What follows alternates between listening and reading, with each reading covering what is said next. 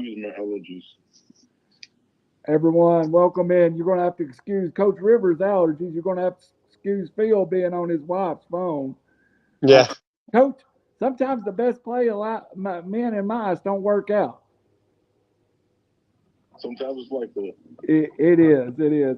Phil Harris, welcome in. We're talking to Coach Nick Rivers of the Hixson Wildcats tonight. Phil, you got anything you want to say to start with, or just want me to go straight into the questions? Well, welcome, Coach Rivers. Glad to meet you. Maybe I'll get to see you and meet you in person at some point. But I'm looking forward to the show. And Randy, I'll just let you take it from here, and then I'll chime in when the time comes. All right. Coach Rivers, of course, at Hixson. Second year at Hixson, Coach. Last year, kind of, a very good year. Uh, but you had some. Let me find the right word. You had some trouble sometimes too. You had a good season, but you had issues to manage too. Losing your starting quarterback early is the first one. Yeah, that was tough. I think the one thing that it told me about our group of guys is we're resilient. We always talk about next play. You can't go back and fix it. And in this situation, we lost our quarterback that's been basically he took over in the spring, and he led us most of the whole summer. And then for him to go down the jamboree like that, most teams would have kind of folded up, packed it up, and kind of packed it in for the season. But we had a guy that had played quarterback before, and he stepped up to the plate, and Chase Barnard, and man, like he took that role and was a leader, and he had to learn literally on the go because he hadn't played a quarterback snap since the last year of the football season. Coach, I used to joke with Chase. He's been on the show, and I tell him he's the first middle linebacker slash quarterback in the history of high school football. He really enjoyed that middle linebacker's role in that contact of football. So that was a big move for him. Quarterback, middle linebacker, and then back to quarterback. Yeah, and we had some issues during the season where he kind of struggled turning it off and turning it on. And I told him, I was like, man, listen, you're a linebacker playing quarterback, not a quarterback playing linebacker. That's it. I need you to be physical. I need you to be who you are, and don't worry about if something happens because he was kind of worried if he got hurt, he got dinged up, or he got too tired. Somebody else would have to play quarterback for him. And I just let him know up front, man, like not trying to say we don't care about the kids, but it's always the next man up is our mentality. So you got to come out and give me everything you have. And he did. I mean, he came out and he made all the calls, all the checks on defense, and then he ended up making all the calls and checks on offense.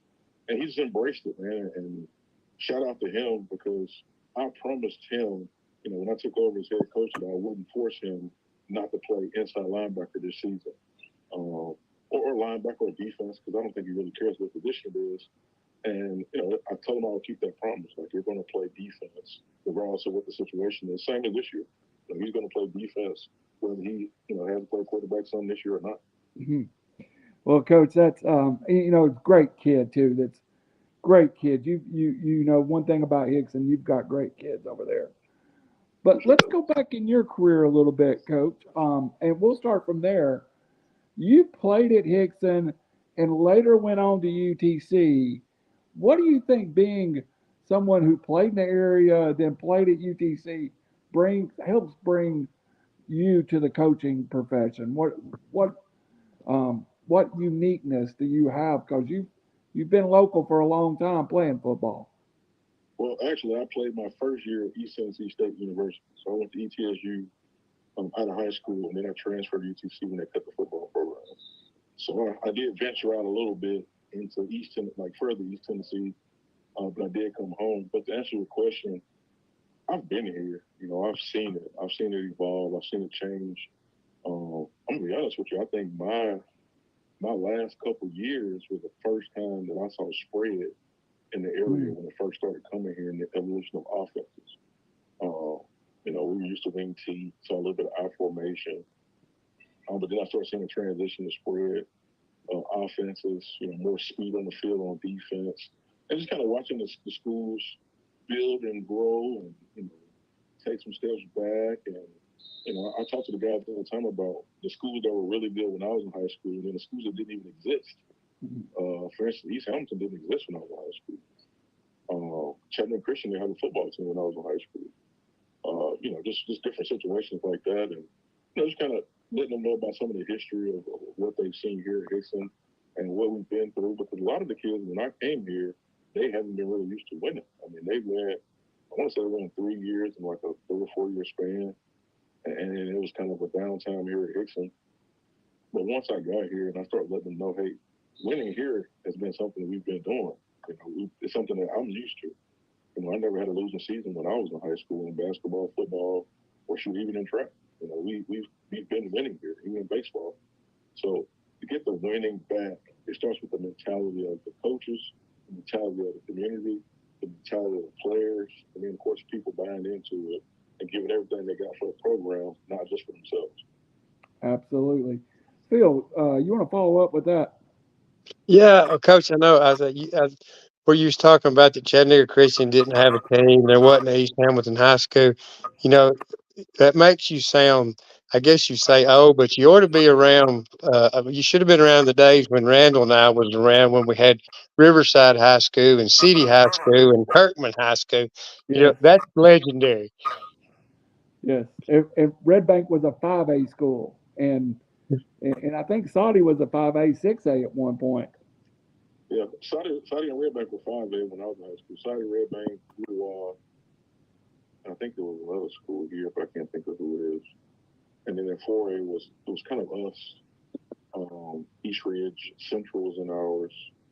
Red Bank, Brainerd came up 1 year, and I feel like I missed one.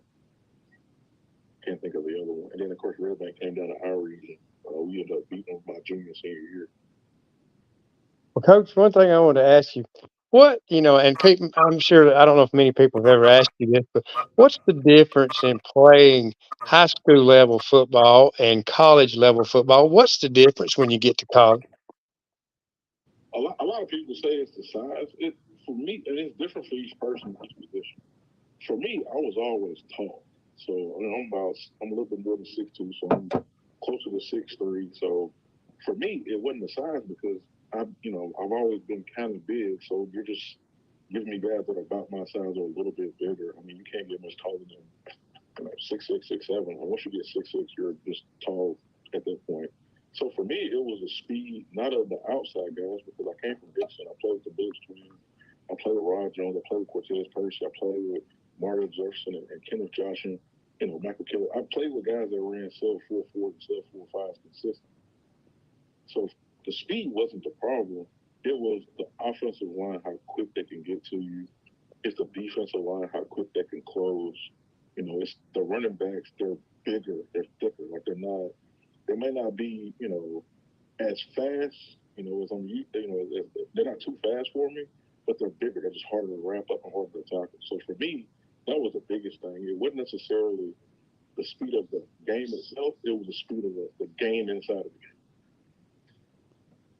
Well, Coach, I want to ask you about one thing. When you were at UTC, what was your favorite road trip? What was the best stadium you played in? The best stadium I played in. Yes. Oh man, I'm not to say when I was in Fayetteville, we played Arkansas. That was pretty nice. I like that. That was a pretty nice stadium. I'm gonna be honest. The Liberty Bowl in Memphis, it felt like the crowd was over the top of you the way it was kind of built. And I can't just pick one. The mini dome at ETSU was actually pretty good. It was loud in there. We played there that year.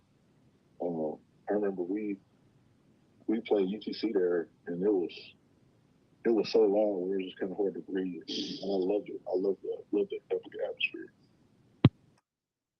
That's good. Yeah, UTC. Who is actually UTC's biggest rival?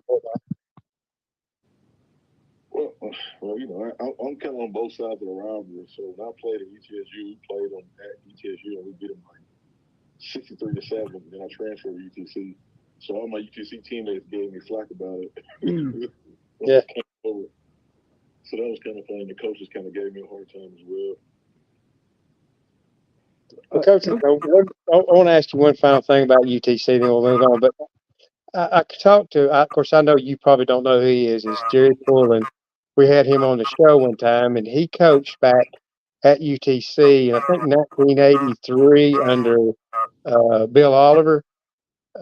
He always says, he's always told me, he said he thought, the city of Chattanooga kind of sort of UTC is kind of uh, left itself short, I guess what I'm trying to say, in that the city has so much more to offer. Do you think that the UTC could be a lot bigger than what it is, especially on the map? Maybe moving to, the Bowl Championship Series? I mean, I'm, I don't really have, I guess I don't really have a way to say about whether they should move up or should move up. I think the biggest issue for me, and this is from my opinion, because, of course, one of my best friends, Tyrus Ward, works at UTC, love him to death. And I have nothing but admiration for the coaches down there. But the issue I had whenever I played there was it wasn't many people from Chattanooga that played at UTC. And for whatever reason, a couple of us signed, or a couple guys signed out of high school. They didn't finish. Some of our heroes here in Chattanooga, some of our legends, ended up going to UTC and they didn't finish for whatever reason. mm-hmm. So I think for me, the biggest issue was if you want people from Chattanooga to support UTC, the more kids you got from Chattanooga area, of course, it helps. Now they recruit Chattanooga area a lot more than they did when I was in school. But I can't even say they didn't recruit us when we was in high school because if you look back, I can name off names that was there that just didn't finish. Whether they transferred out, whether they, quit the football team and just became students, whether, they just didn't get along with the coaches. And I can't fault myself because I had issues with coaches as well when I was in college. But it's a lot easier when you're from Chattanooga to just go home because you're already here. When I was at ETSU, if I wanted to go home, I had to call my dad to come get me. He's not coming to get me because you're not quitting. Like that was the mindset my dad had. So I think one thing that they can do, what they've been doing, if they can recruit Chattanooga, the more Chattanooga guys you have, you look at it, they had 7 guys from Chattanooga that went to Chattanooga High School this past year. I think they had more than that, if I'm not mistaken, on the roster itself. That was kind of what I saw from playing. And they recruit. I've seen UTC around most camps I go to. I see them at football games. I see them, just here recruiting Chattanooga area now, which is a lot better than what it was in the past. Hey, Coach, let's jump into the high school level, and let's follow that question up. I know you've seen your Hixson team improve over the last 2 years, but I feel like seeing the teams that impacted the state championship, the teams that made runs in the state playoffs, Chattanooga area football in general at the high school level is making a move, I think, upwards, don't you? I agree. I hate the narrative that Chattanooga doesn't represent stuff. When you're talking about the region I played in, the team from the opposite region made it to the state final, which was up. So any team from Chattanooga that played that team, of course, they ended up losing to them because they made it to the state championship. So regardless of what round you lose in the first, second, third, whatever it is, if the state champion is on your side of the bracket, I mean the state, finalists on your side of the bracket, that means that you're not going to make it. I think, and honestly, Chattanooga football as a whole, it's a lot more skill. It's a lot better. I think the coaching has been better. I'm not saying the coaching in the past was terrible, but if you look at it, we're more evenly spread out when it comes to wins and losses. It's no longer like 2 teams that dominate and everybody else will just have to sell it. There are quite a few teams that are actually really good. I think a lot of things that happen in Chattanooga too, though, is injuries, and nobody ever talks about that, where somebody gets hurt. So in our situation, we ended up finishing the season with 3 guys that couldn't play. Right. That's three people in 4A football. That's a lot of people not to be missing, especially when you're talking about starters of quality football players. And Coach, it began to affect you too late in the year. And I think it's some of the rivalries too. I mean, early in the year, you get after it with East Ridge, and Hixson is as physical and as football, high school football, as you'll see. And then you finish up your season with Red Bank and those type of teams. Hey, and in the middle, you take a trip up to Knoxville and play a Lenore City team that's ranked in the top 5 in the state.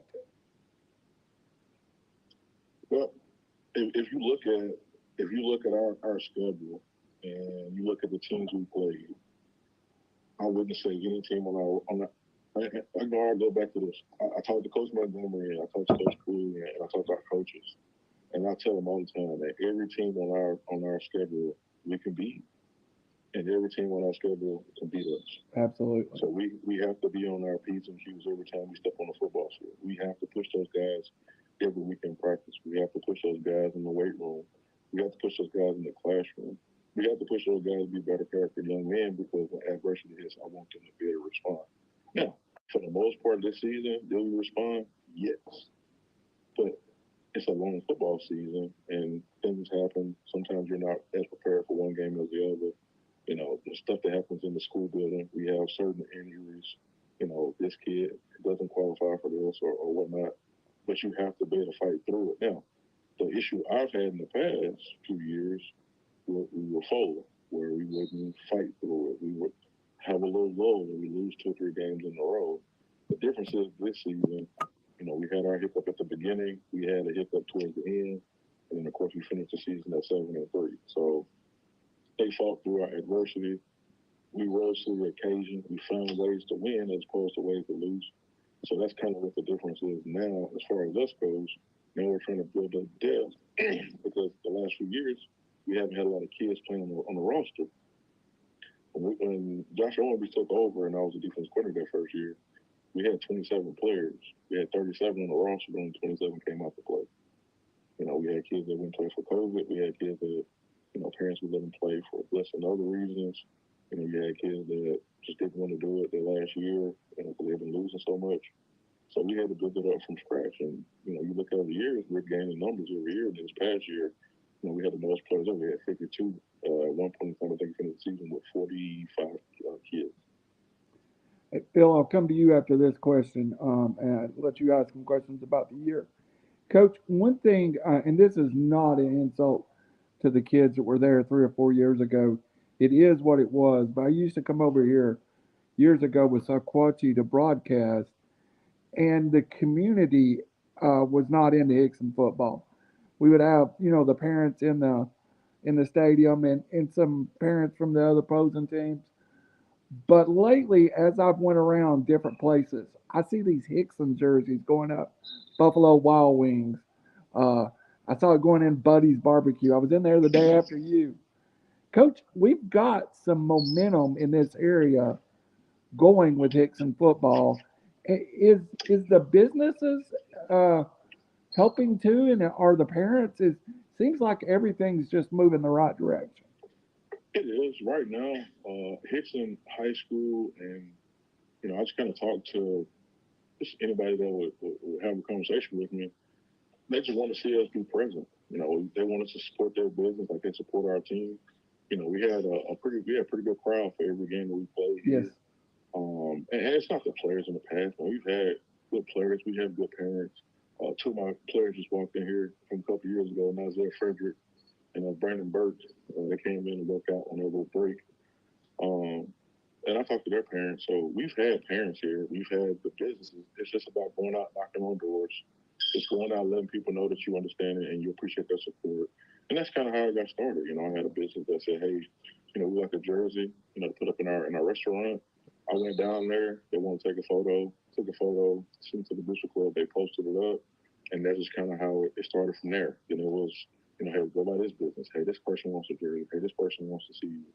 And you know, I'm okay with that. Like I'm a Hixson kid. I went to Hixson High School. I graduated from here.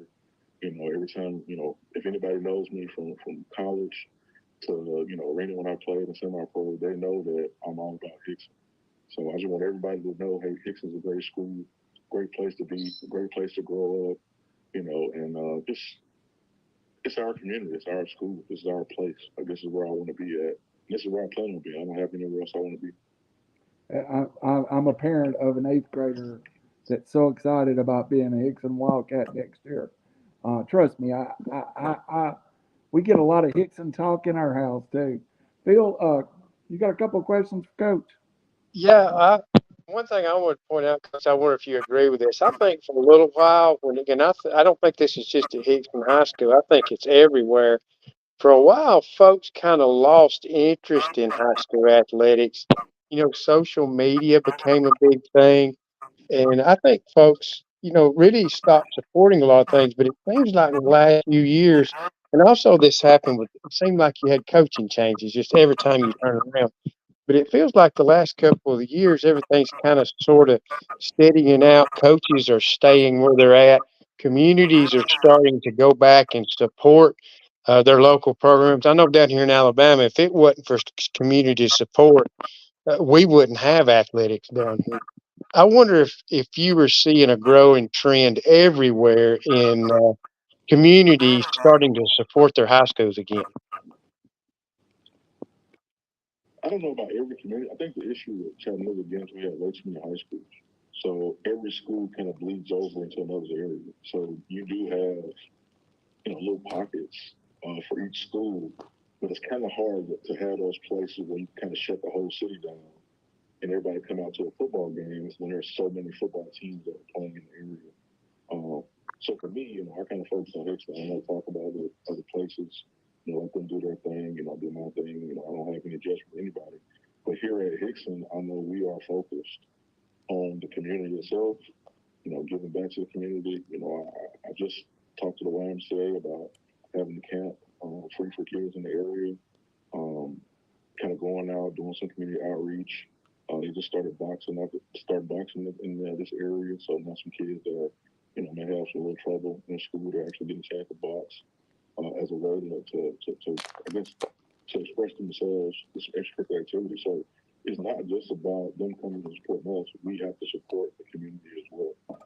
So I think that's one thing that, I can just walk out in the Hixson community and just be here. I don't have to have anything planned. I don't have to draw any attention. Like, I'm just like a regular person like everybody else. And hopefully that's what people see me as. They see me as just Nick Rivers, not some untouchable person that you can't speak to. I talk to a lot of parents.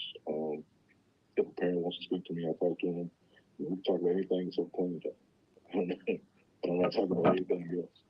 So, I talk to parents about, their younger siblings for the kids. I talk to them about grades. That's nothing we're big on grades here. When I took over, the first thing I did, I went down and spoke with the counselors and talked about how we can help these kids get out of high school and go on with education. Too many of them are staying here after they graduate. So all those little things just kind of adds up. And a friend of a friend, and they come out to a game and they see it. It's a family atmosphere. We're having fun. And yeah, that's just what draws people. And that's what football is all about. It's really just a big get together, like a picnic or a party. Well, Coach, the one thing I think that may help in the Chattanooga area, having the state championship games in Chattanooga the last couple of years has added a lot of interest, especially when you consider Baylor and McCallie played for the championship.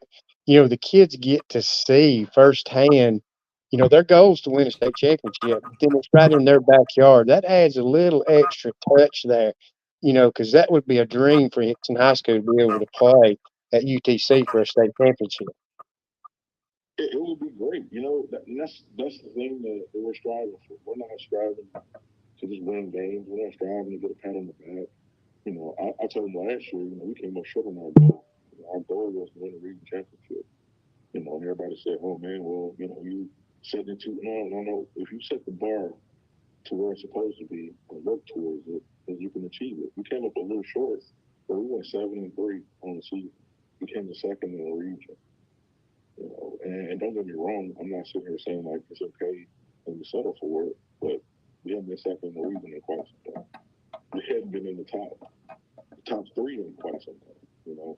So we're starting to build that tradition. We're starting to build culture. We're starting to build the type of student athlete that we want, that I'm used to at Hixson High School, because this is what I expect. I expect my athletes to be good students, good people in the community. I expect to hear good things about them, and then see them, of course, to go and play college ball. When I was in high school, if you played ball here and you did decent, you were expected to go play college football. That was the expectation. That was the goal. we need to get back to that point. Because once you start doing that with the kids and getting them to go to college, the winning comes on the field. Well, Coach, one more thing I wanted to add, and then I'll let Randy kind of take over this, but I kind of want to start the ball rolling on this. The first part of last year, you kind of got off to a rough start. The kids really, I guess, were looking for an identity.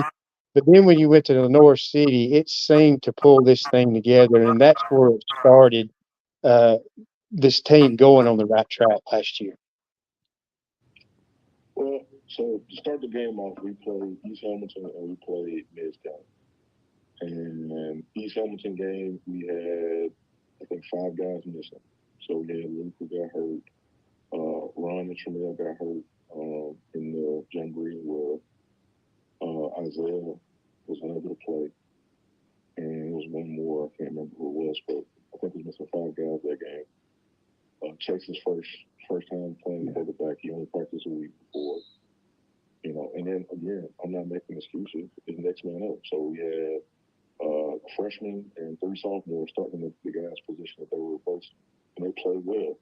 Did they play up to their potential? No, they didn't. But they played well enough to have minutes throughout the season. So what it helped us with was, we took our lumps, but we built depth. We built a second unit that can actually play and rotate guys in and out. And, of course, Coco he missed the game against Mays County, so that added to that when we went and played them as well. Well, if you look at both of those games, East Hamilton game, we got shell shocked. The Mays County game, we were resilient and we kept fighting. And that's all I kept telling them. Like, keep fighting, keep playing. Don't worry about the score. Don't worry about this. Don't worry about the crowd. Don't keep playing and getting better. And if you watch it on the film, we got better in the middle of that game. We put together 2 drives. We scored. We got some stops. Then we got a safety. But at that point, we were down too much to kind of make it a game. But I saw in that game when we became resilient and we started the winning culture is what we started to do, right? Doing winning things. And then, of course, we played Uruguay next. We ended up winning that game as a close game. And then we went up to Loudon and we played them there. And that was probably one of our better games throughout the season. We put everything kind of together. And that started our streak. Hey, Coach, we got a question from the internet that I want to ask you. It's from one of the other members of RiverCity-Media, who's not on this show, but Howie Chain. He said, Coach, I know you have a lot of pressure coaching, but do you put more pressure on yourself being back at Hixson than you would a normal or a job someplace else? I guess for me, when I first took over the job, I put all the weight of Hixson High School's past history on my shoulders. I went and reached out to a lot of my old teammates, a lot of guys that I still look up to, and they all said the same thing, man. Like we're doing this with you. Like, it's not you by yourself. I think that was the most important thing to hear. A lot of greats that play football here at Hixson, my Mount Rushmore football players from Hixson, those are the guys that supported me to be the head football coach because I didn't think I would be the one. I didn't think I would be the one to come back and be the head coach at Hixson. I figured it would be somebody else and that would be kind of helping out. So when I got the nod and, I took over, it was important for me, not necessarily to have that approval, but to have a blessing and for them, support. It meant a lot to me. And then, of course, my old coaches came out, Coach Age, Coach Duff, and Coach Kaufman. And, of course, I had Coach Thompson here and Coach Braves here as well. So to see all those people, rally around me and support me, I think that really took a lot of the weight off my shoulders. Coach, let's talk about that a little bit. Your number one person or group that wanted you to have the head coaching job at Hixson, and I know you don't like me to say it, but the players rallied and really wanted you as their head coach. That's got to speak volumes. One about you, and two about the program. It did. It shocked me. I knew I guess I was the meaner coach, on the staff. Like, I was the one You were. It is what it is. I was more, I say I'm more detail oriented. They say I'm real picky. But that's who I am. Like, I know what it's supposed to look like. I know what we can do. And I know when we're set up for this. I'm not gonna lie and tell you I'm the best coach ever. I'm not gonna sit here and tell you that. But what I do know is I know what it's supposed to look like. I know how you're supposed to get it done. And I just held them to that standard. And don't get me wrong, like watching film, even when we wasn't good, like great, we still stayed in football games. We very rarely got blown out. And we had some games where we kind of lost control, but for the most part, we stayed in football games. And mostly because, as a team, we were deteriorated. We understood like what we're supposed to do. They may beat us with gems and joes, but you're not going to beat us with X's and O's. And I think that was the important thing that we had going on here. And then the question I took the head coaching job over, it just became amplified. And I brought in guys that were, the guy that probably got into my skin the most when I was a player in high school, and Sam Montgomery. I reached out to him to bring him back here because I want him to get into their skin the same way and push him the same way he did me. He didn't let me get away with anything. And it was like he took a certain pleasure kicking with me every day at practice. And so I brought him in, and he did our strength conditioning. And, now you see the results. Adam Bills, who just came here a second ago, and this kid's benching 325 pounds. And he's 5'11", 220-pound linebacker. So just watching the growth and the strength and the power and how they gravitate towards it, because that's what they want. They want to be led. They want to be guided. They want to be pushed. They want to be great, but to be great, you got to put in the work. And as long as they put the work in, we're going to, of course, keep pushing. Coach, and having four of your players on here, in Chase and Coco and Isaac, they all said the same thing. Coach may get after us, but it's out of love. And that's something you've made your name of, is caring about your players, and not only your players, but the community. Because if I go out to a little league football game right now, probably standing on the side is two or three of your players. You've really enveloped the community with your players and yourself. Well, this actually came from my situation. So I was, my family, I was the oldest boy on one side, and I was one of the younger boys on the opposite side. So I kind of got it from both ends. So I had older cousins I looked up to. I had younger cousins that looked up to me.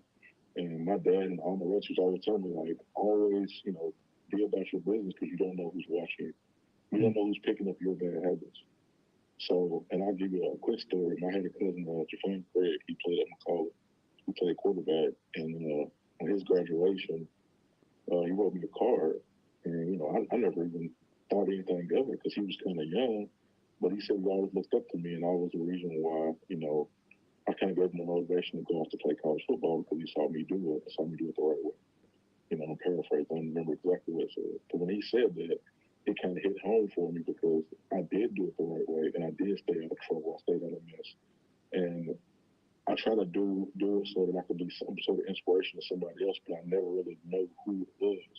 When it was my own little cousin sitting here that came to my games and watched my games and stuff like that, and he took inspiration for it. So that meant the world to me. So I teach them the same thing. A lot of them have little brothers, little cousins. I even have my high school guys go to the middle school practice and kind of help them out with drills after our practices, especially in the summer times or in the spring when they got a little extra time to help the middle school guys out. I even had a kid that, especially if they played at that little league, go to the little league and kind of help them out there as well, just to kind of be a big brother to them, and people always, always got something to say about, how this and how that. Well, until you go out there and do it yourself, until you have to have a big brother, you don't really know who a kid's looking up to until that moment comes, right? So I always tell them the same story. Do what you're supposed to be doing. Do it the right way the first time. That way, if somebody else looking up to you, they're drawing positive inspiration to you, not for something that's negative. And that's what they take to heart. Just a second ago, Adam, he was down there working with some younger kids on some passing routes, 4-day 707. So this is what they do. This is who they are. This is their personality. They're not doing it for publicity. Nobody's reporting it. That's who they are as people. And that's what drives me as well. Coach, that's I got chill bumps listening to that. That means a lot to me as a member of this community, too. You, as a member of the community, that says a lot. Coach, going into this year though, and spring's coming up, you've got to replace a lot of offensive production in Coco Kendricks, who last time I talked to Coco, he was talking he was going to sign somewhere up in Virginia. So that's a player going to the next level. He signed at University of Virginia. Yes. that's and he was injured some this year and some other things. How do you feel about your tailback position heading into spring, or is it an open competition? Well, as of right now, I mean the tailback will of course look running back committee. Cook's different. You know, he could play. He was a slasher. He was a pounder. He's a kid who can get a ball to 20 times. And he could run it, or he could throw it to him, or he could return punts, or he could return kicks, or he could get an interception. So he really could score in the, like any kind of way you could possibly think about on the football field. So now, you know, we have to replace it with two guys that played last year. You know, of course it'll be more, but you know, the one Hugh played last year, he played well when he played running back. He also played the slot for us. He'll definitely have a bigger role. We've already talked to him. He's put the work in the weight room. He's gotten faster, running track. You know, he's doing all the little things that we asked of him, of course, to step up. He's being more of a leader. And then the other one is going to be A.D. Stewart. A.D. Stewart was the one that kind of burst on the scene against East Ridge this past year. I think he picked up the ball in the third quarter, started running the ball in the third quarter, ended up running for like 87 or 88 yards on like 12 carries. Yeah. And a touchdown. He was kind of he was a difference in that game.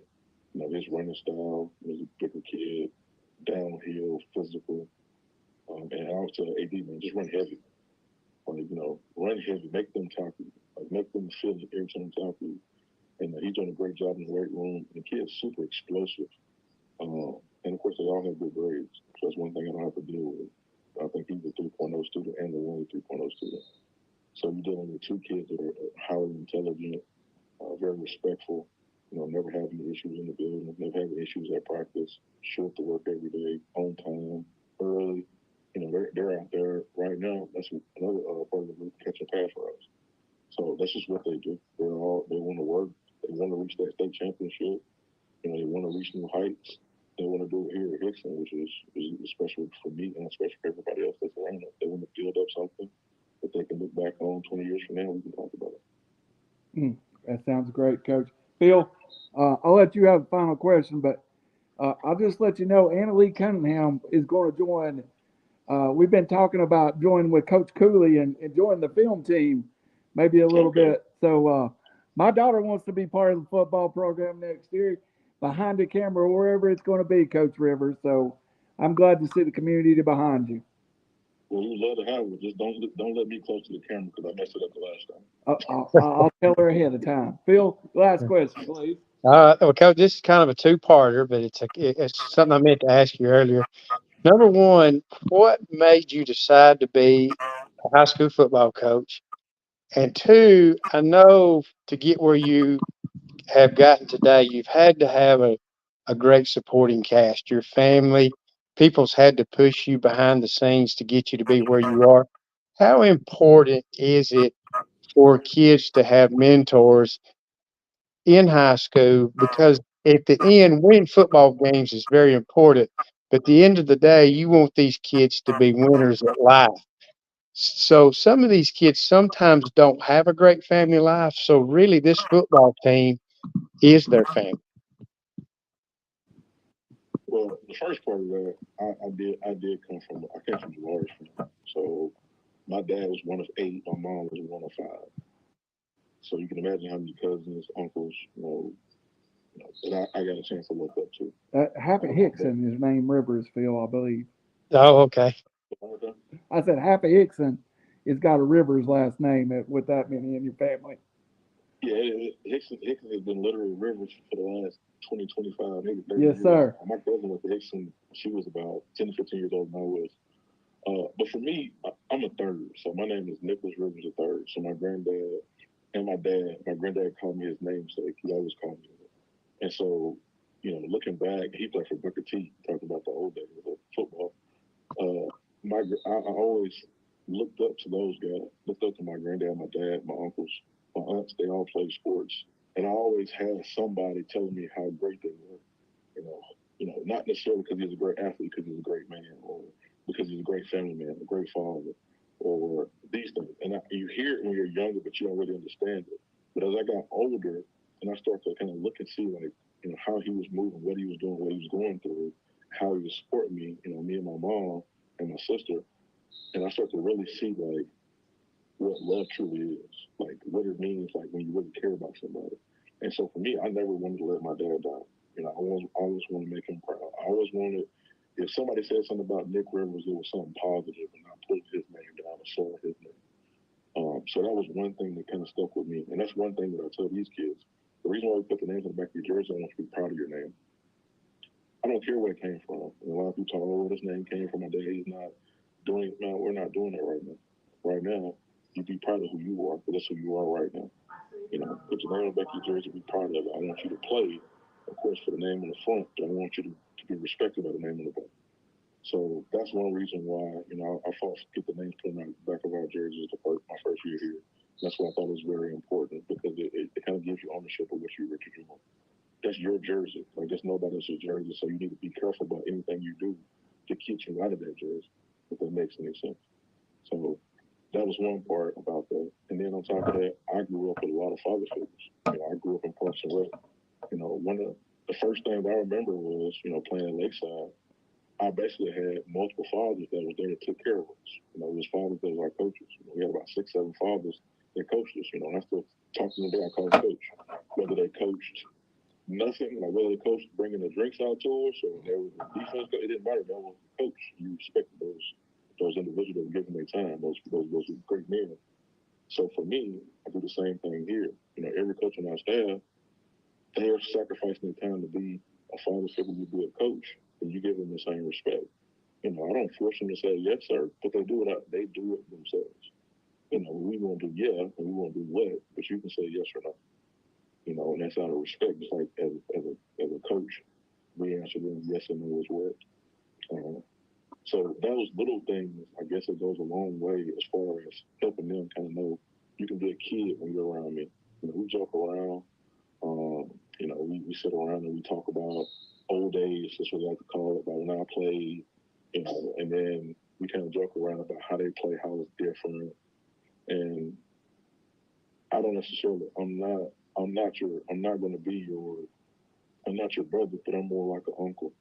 I'm more like a big cousin. I can be somebody that you can talk to and relate to, but at the end of the day, like, we got to know our roles and our place and how we fit into this big puzzle. And the same thing goes in the school building. If I had a player that says, hey, I'm having an issue with a teacher, I turn to the assignment in, she didn't say she didn't have it and whatnot, then I'll go talk to him for him. Say, hey, listen, he said he turned it in. If he didn't have it, is it okay? Can he turn it in late? Can you take off a couple points for it? Give him, just kind of negotiate with them, but they can be a kid. They don't have to have that conversation that could turn to an argument, that could sour a relationship.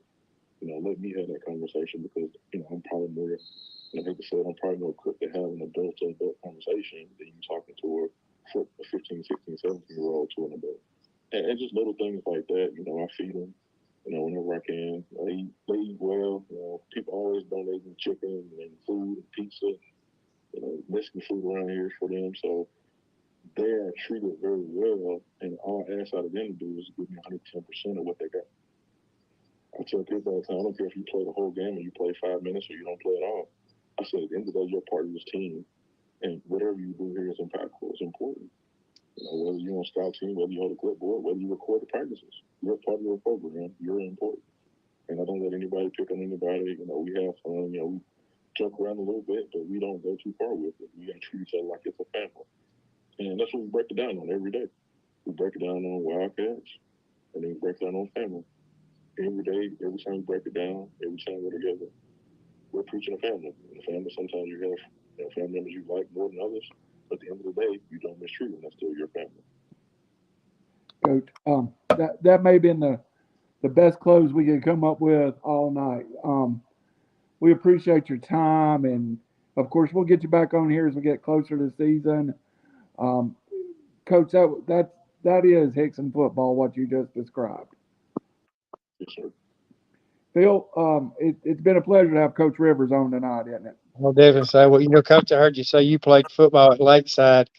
Back before you, I played at Lakeside too, and I don't know if you've ever heard of him, but I played Pee Wee football with Gerald Harris and Quentin Alford, Jamison Nance. I think Jamison and Quentin both went to UTC, and Gerald Harris played basketball at Middle Tennessee. I don't know if you know any of those guys, but back in my years, long ago, I played at Lakeside. and it was great playing Pee Wee football there. It was. I played there. I played from, I think I started at 5 and 6, and I played all the way up until I was 11, 12. And we won a couple championships. I know Gerald Harris from Parks and Rec, so I know him pretty well. Yeah. Oh, okay. Small world. He's influenced a lot of people after his football career too. That he did. He was one of the many guys who we got a chance to look up to. But when I was younger, I didn't believe all the stats that he was saying. But as I got older, he was telling the truth. He was. Coach, can't wait to get football started, and I'm sure we'll get you on here at the end of the summer. Thank you very much for the time. Thank you. I appreciate it. Thank y'all for having me. Thank you, Coach Rivers. All right, bye-bye. Phil, we're going to hang up on part one of this, and everybody can join us in about 5 minutes. We'll have Coach Kerry Ellison from Pisgah on here. So everyone, please follow the new link. We'll be logging into it now. Here we go, Phil. Okay.